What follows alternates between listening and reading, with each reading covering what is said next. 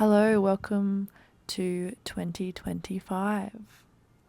This little recording session took place at the beach, so if you're looking at the video version, here are some nice little clips for you to enjoy before getting into it.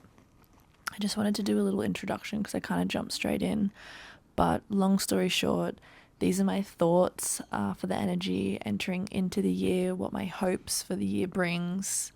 They aren't completely fully developed, but I will have a longer form post out sort of detailing these thoughts a little bit further if you're interested. And yeah, have a beautiful life. So 2025, all right, crazy.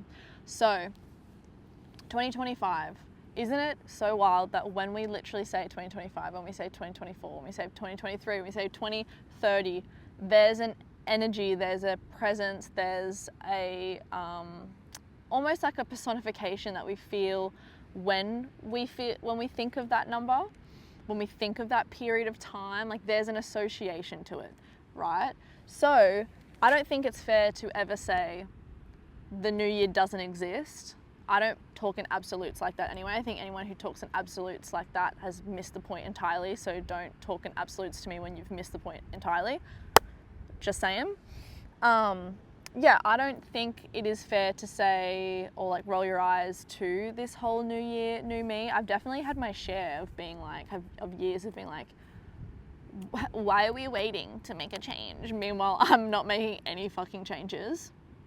But this year, I was looking forward to it. I was quite indifferent about it. I definitely know some people who like can't wait for the year to end, and I understand what that means symbolically. I understand that that actually does have a meaning for the year to end. There is an energetic load we're carrying until that year ends for us, even if just metaphorically, anecdotally. So yeah, that definitely makes sense and it definitely carries weight. I think because I was aware of that, I didn't feel that same like, oh, I can't wait. I definitely did think, cool. Yep. I like that. Good timing. I reckon. Come on through whenever you're ready. Whenever you're ready. There was a little bit of me that was like, but you know, whenever you're ready. And now that 2025 is here, I'm like, you're here. That was quick, but also, yep, makes sense, I suppose. Let's get into it. So I think, yeah, first thing I want to do is draw attention to that feeling. I'm sure quite a bit of what I said resonated in some way. That's just how we work as humans. So think of that, feel that. Think about that in terms of 2024 and feel that. If imagery comes up, like that's fine. Your brain works how your brain works. Mine kind of feels down and into, and then like kind of just feels like the feeling rather than too much imagery. I don't really remember in images. I can, it's not that I don't have that thing, but I don't really, it's more feelings. And then do the same with 2025.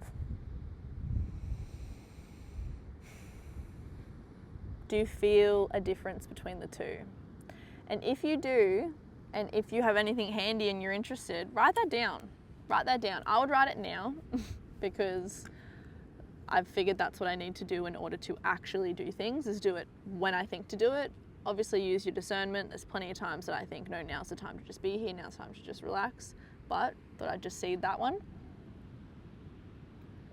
For me personally, when I feel into 2024 and 2025, and I think about the transition from 24 to 25, it does feel like younger sister, older sister. I wouldn't say older brother, but no, 5 is more of like a sort of ambiguous, like masculine, feminine energy to me. 4 feels like younger sister vibes. And I think that's what this year is actually going to represent. I think a lot of last year was learning things, realizing things. And it's always been that way, yeah. But I do think last year was more like so much had happened in the world.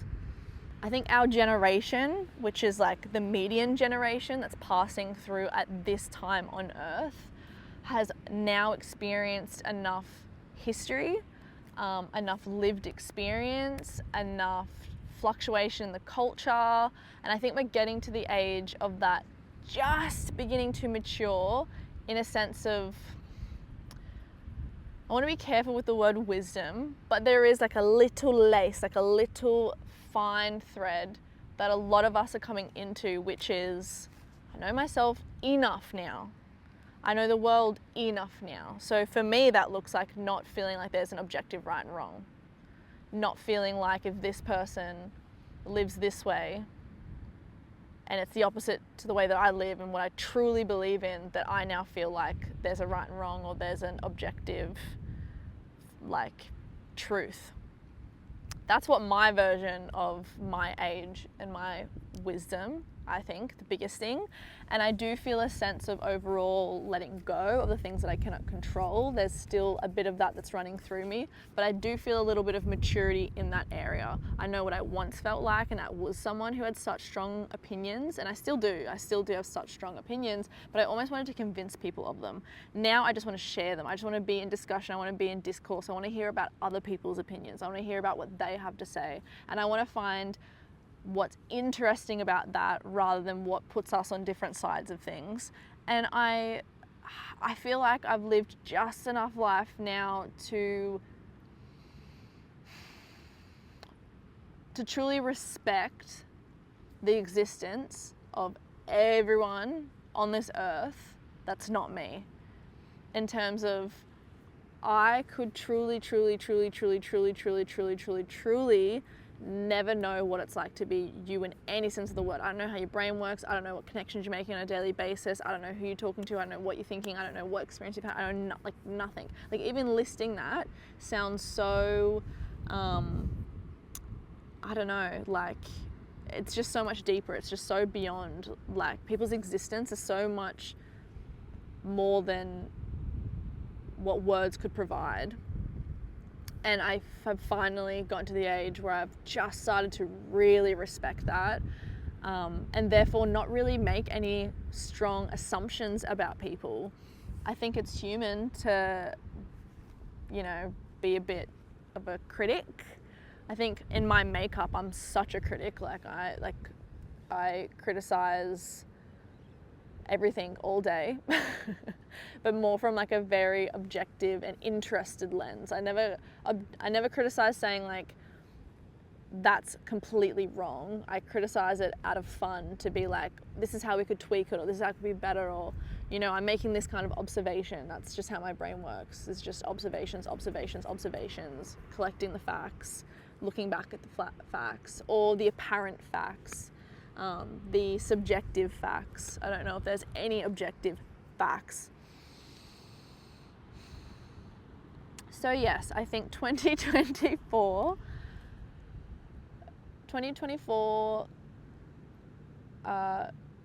gave us insight into a lot of things within ourselves and the world around us, the societies that we live amongst, the societies that we know nothing about, the societies.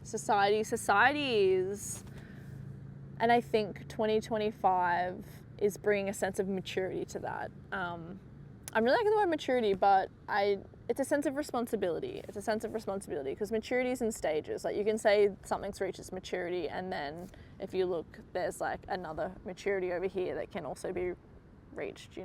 Different cheeses reach their maturity at different ages, so maturity is actually subjective.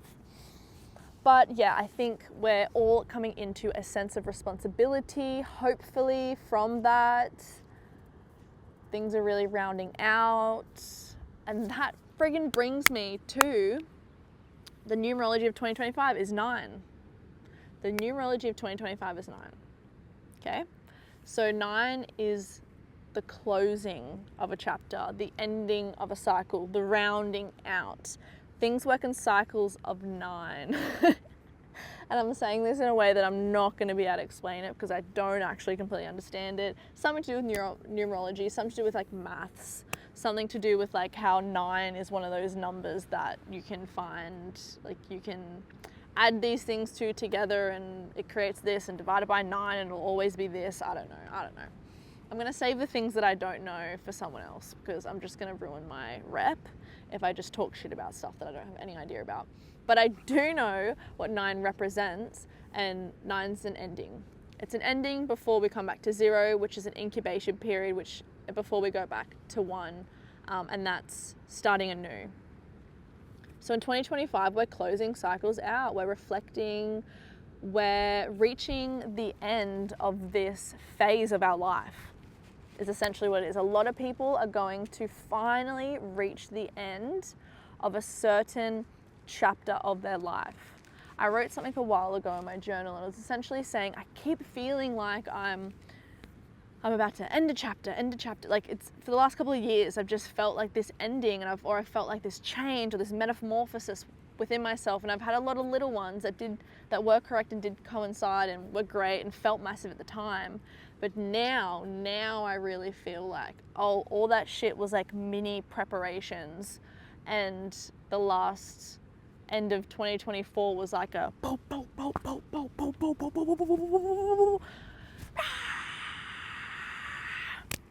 haven't reached that bit yet, but I reckon I'm like, you know, like I'm in that middle of way from when you're down here to like in here in this zone, not much further than like that I will allow it to give its due time. I hope it's soon. It feels really, really soon, but like I was saying, it's all felt really, really soon.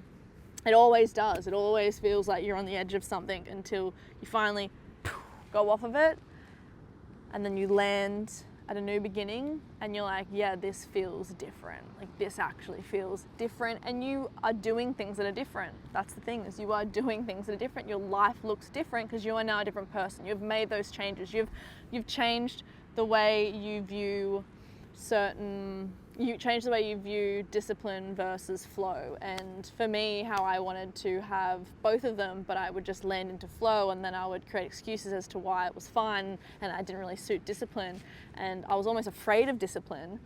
And now I've just tipped fully into discipline, playing with it for a while, trying to get there, and then I had a life circumstance, which doesn't sound as, definitely isn't as crazy as life circumstance sounds, but had something, you know, happen, come up that made me go, I'm running from this effort. Like, I'm actually convincing myself to do anything other than what I know it will take in order for me to get this thing that I truly want. Like, there is effort here and I'm avoiding it. There's discomfort here and I'm actually avoiding it, and I'm going around it and I'm saying, oh yes, effort here. Oh yes, more effort than usual. And then I'm going over here and I'm saying, oh, it's so uncomfy. I'm so good at, you know, pushing my boundaries. Meanwhile, I'm like in this same fucking bubble and I've never left it. I'm just like scratching up on the bubble wall, being like, ooh. You know, like I finally was like bashed through in acceptance of like, okay, this is what it is, and this is what I just have to get over it. And do you know what the craziest thing? And I've just realized this now, because I haven't had a whole lot of reflection, I suppose, because I've just been since then. That was probably like a month ago. 2 now. I'm giving you so many time frames. I'm sorry. They make sense. They do make sense. I'm very like visual. Like, I want to take you there, I want to bring you back, I want to take you there, I want to bring you back, I want to take you there. Like, there's a lot of context and additives that I like to bring in order to make it rounded, to get you into my head. So sometimes it's a little bit funky, but you either love it or you hate it. Hopefully you love it. But yeah, I forgot what I was saying.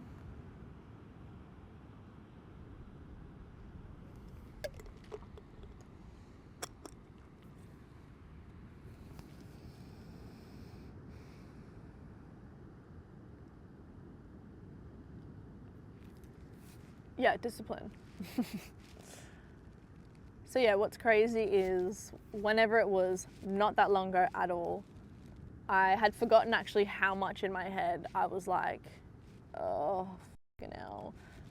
But then I'd say to myself, too bad, like, this is an attitude problem. Like, you've actually gotten yourself into a habit of being a sook when it comes to this. Really, like, short and simple, that's what it is. Like, you want all these things, it's gonna take this, it's work. I'm talking about work.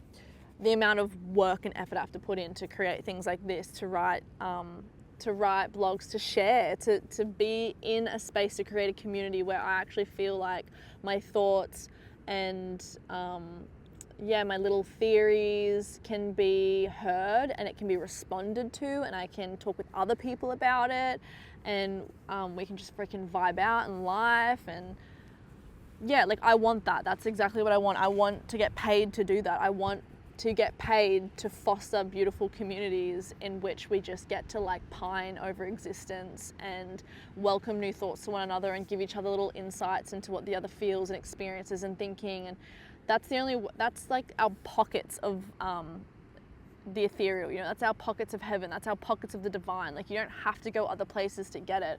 What it is like those genuine moments of connection, those genuine moments of like, I see what you're saying. Like, I actually feel and I resonate so completely with this that I now feel that we've entered this little portal together. And even if it's for a second, we're just like, fuck, that was amazing. Like, that is vibes. Like, that is what vibes are all about.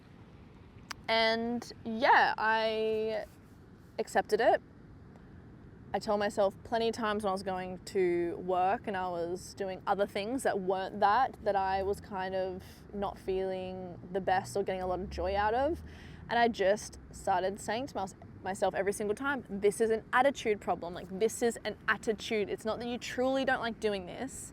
It's that you have decided that it's too much effort for you. It's too much effort. Like, what else am I doing with my day? Like, what else am I doing with my day? Like, if I did one thing every day that I say that I love so much and I did nothing else, there was no variation, I personally would go freaking cuckoo. I do it within a week. I do it within a couple of days. If I'm just home and I'm just doing my writing, I'm loving everything, but I'm starting to go so crazy. I think I need people to talk to. I need a challenge. I need new things to do. And then I get excited at the idea of going to work. I get excited at the idea of listening to a podcast while I mix clay, you know, like that all of a sudden becomes exciting to me because I've changed my attitude around it. And yes, just then I actually realized and remembered not that long ago at all, I was thinking FML. And now I'm like, there's still a little bit of FML with certain things that I don't really feel like doing. I am a little bit like FML, but then I just say, too bad, so sad, it's happening. And I take the out of it, I cut it short and I say, there's no point because it's happening. So what are you gonna do? You're gonna the whole time up until it, or you're just gonna go, fuck, it's happening. Let's make the most out of it. And let's at the very least not just like drag ourselves down emotionally about it. So yep, discipline. I'm not really sure where we started off with that. But I think that's fine. We can move on to my next little point, bring us back here. So I did do ins and outs. Yeah, I did. I wasn't going to because I have no problem with them. I kind of like them. I think they're kind of cool. I see some people write them and I think, yeah, I'm interested to see. And some of them are quite witty, some of them are interesting, but I do have a bit of an allergy to like trends. Even if I'm unconsciously following them and being a part of them and caring about them, I like directly do have a bit of a resistance. Like, I was one of those people that didn't watch Game of Thrones for a while because I was like, no, how good could it actually be if everyone fucking loves it? Like, I don't know, it's probably not even going to be good. And then I watched it and I loved it, obviously. Like that with a lot of books. So same with ins and outs, yeah? But I fucking did it because I thought of many things that I would like to be in, and I thought of many things that I would like to be out. With no attachment, of course. So I'm just gonna read it. I was gonna go through it more, and some of them I will, but just to be able to stay on track and do our thing, I'm just gonna read it. Just wanna check that this is still working. Cool. Ins. Self-reflection as self-inquisition, not just a basic awareness or obsession based in insecurity. Fuck, she went in on that first one. Yeah, it's not even that crazy. It's literally just, we all do it. It's shallow self-reflection. It's exactly what I was talking about before about me convincing myself that I wanted to do this, but that, blah, blah, blah. It's the whole idea of you being like, yeah. Like, I know what I'm doing and why, I know what I need. Yep. Doing it. Yep. And there's actually no real point where you sit down and you actually self-inquire. Like, you actually be like, hey, what is it you want here? Like, what is it you actually want? And is this actually what we need to do to get it? And if this isn't what we're actually supposed to do to get it, but this is what you want to do, then maybe we should evaluate, you know, look back over our wants that we keep telling ourselves that we want, you know? I think that needs to happen regularly.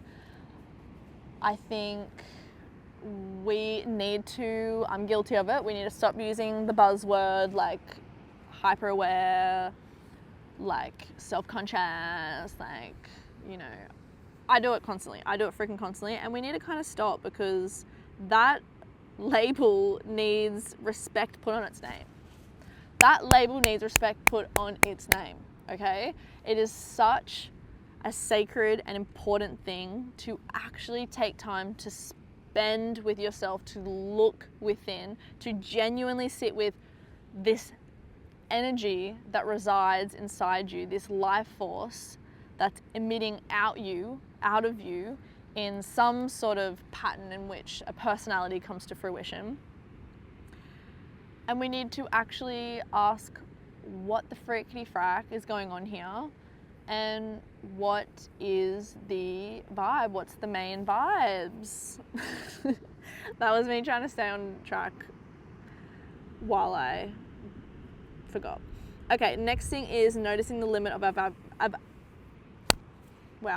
noticing the limit of our vocabulary of words, accepting emotion as existing outside of our realm of human perception. It is our connection to something beyond. So long story short, let's stop feeling like we need to have all the words to say everything. I'm talking to myself. Let's notice and pay respect to how, ephemeral? Ephemeral? I think it's ephemeral. Pretty much means like you're not able to put words to. It's inexplainable, indescribable. How ephemeral emotions are. We're taught to label them, which I think we do need to be able to identify them. We do need to speak our own language when it comes to our emotions, but there's a limit to how obsessed we should get in conveying our emotions completely. I think it simplifies them, it dulls it down,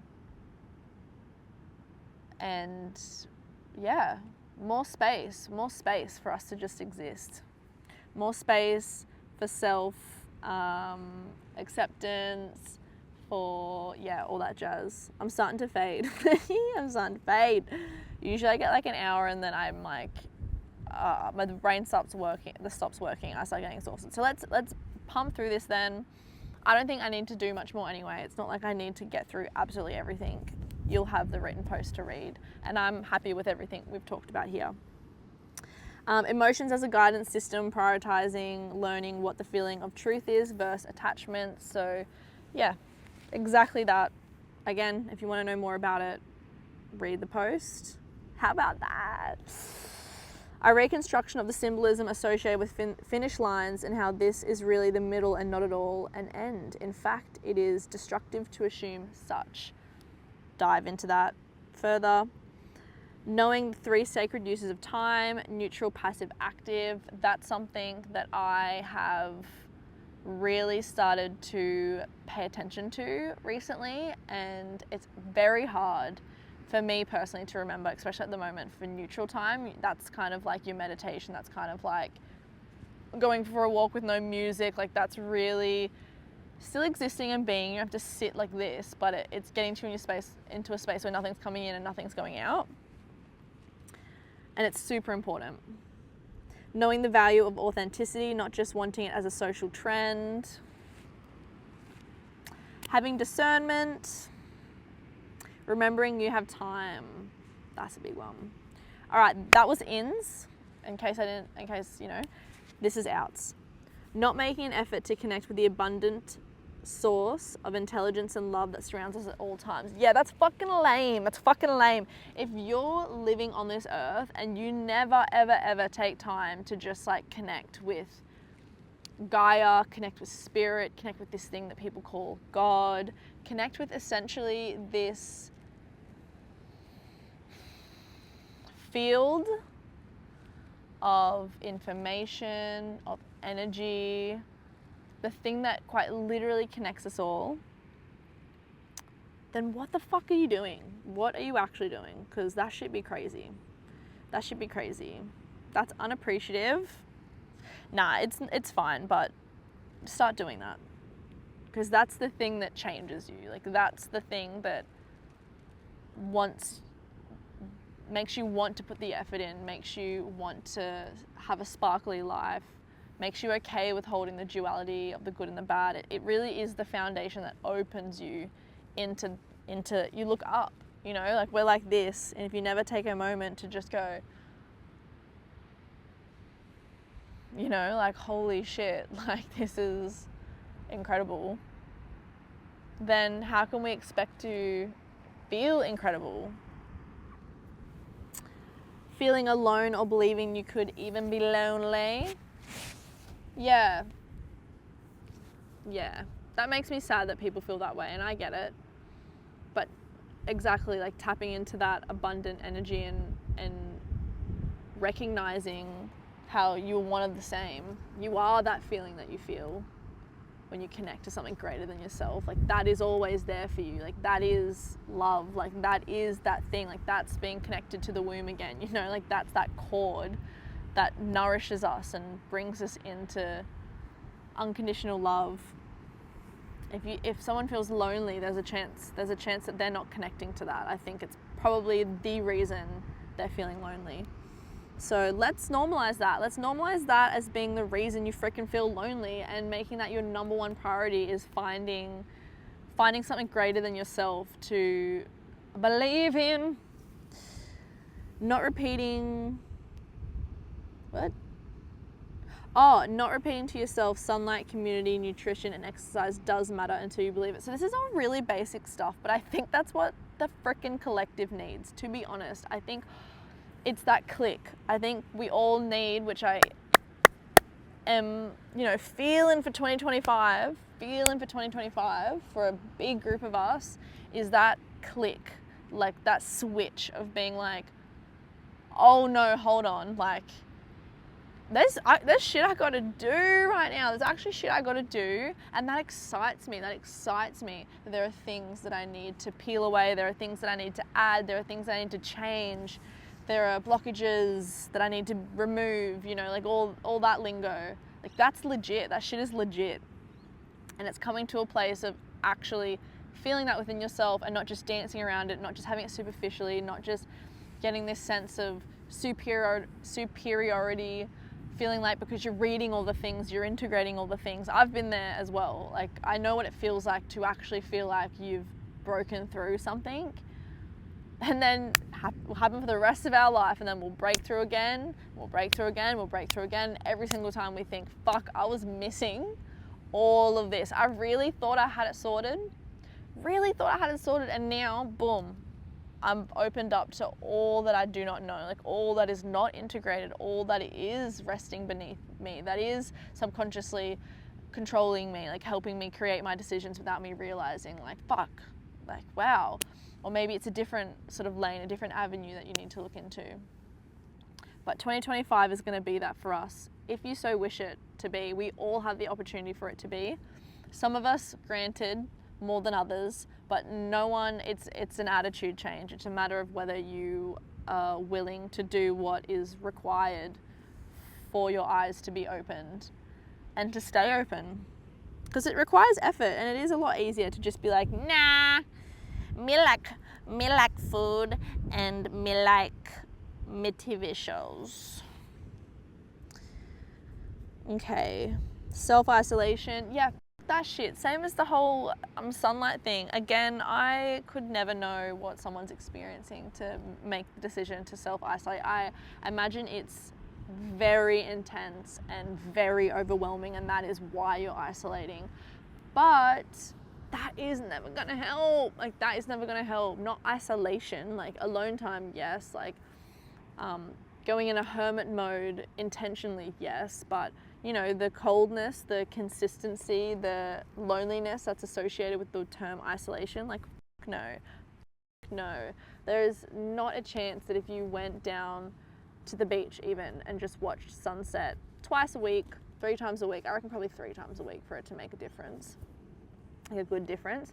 Guarantee you will feel a difference. Not gonna solve all your problems by any means at all, but if you're aware enough and if you want it enough, you'll notice that small little difference and you'll say, wow, something as simple as this has brought this into my field of being. Like, it's brought this into my mind, has brought this into my heart. Like, I have been coming down here, this is across the road from my house, since we've lived here, and I never really spent a lot of time in nature, to be honest. We went camping every year, it was proper camping. Definitely have spent like my whole life, because of my parents and stuff, has been about being outdoors, but there was also a part of me that's like, you know, like, I just want to get comfy now. Like, I've got a Taurus moon. Like, I like being in bed. I like watching TV shows. I like eating good food. I like all of that. And for a long time, that was so hard for me to get out of, because I was like, this is my comfort. Like, this is how I actually get away from the world for a little bit. Like, this is my version of restoration. And when we moved here, I started making the effort to come out here, and I used to just listen to music the whole time. And then I started being like, maybe I should leave my earphones at home. And then now I like never really bring, like, I probably 9 times out of 10 don't bring music out. And if I do, like, I won't end up listening to it, because I just like the openness, the connectiveness of like not having the music in my ears, unless that's the afternoon, that's the vibe, then that's what I'll do. And yeah, now I come out all the time, have always come out all the time, and there's been stages of my life where it's been like I've been going through like something quite hard, and coming out here genuinely makes me feel better. And today's like a really clear day. There's not a lot of clouds in the sky. Like, it's your classic day, bit of wind. Still beautiful, still so happy to be out here. But there are some afternoons that like there's big clouds in the sky, the sun's reflecting off them in such a beautiful way. They've turned the ocean like a certain color, whether it be sometimes it's light, sometimes it's dark, sometimes it's a little bit stormy. Sometimes I see the weather system like literally move around the coast and come in and back out, really. Like, I watch storms roll over sometimes. Like, shit is fucking beautiful. And it really feels like it's a gift. Like, it really feels like, say you're having a bit of a shit day and you see, and it happens to be a day where it's freaking turning it on, you think like, thank you, like this is incredible. Like suddenly I feel good. Like, not even better, suddenly I feel good. And maybe when I go back home, I might come back into some sort of space, but yeah, there's no way that spending time in nature, again, long enough to feel its presence, not to just sit there. And I'm sure even if you just sit there, anytime you just sit in nature, you think, why the f don't I do this all the time? This is incredible. Yeah, it'll make a difference. So that's what I mean by that.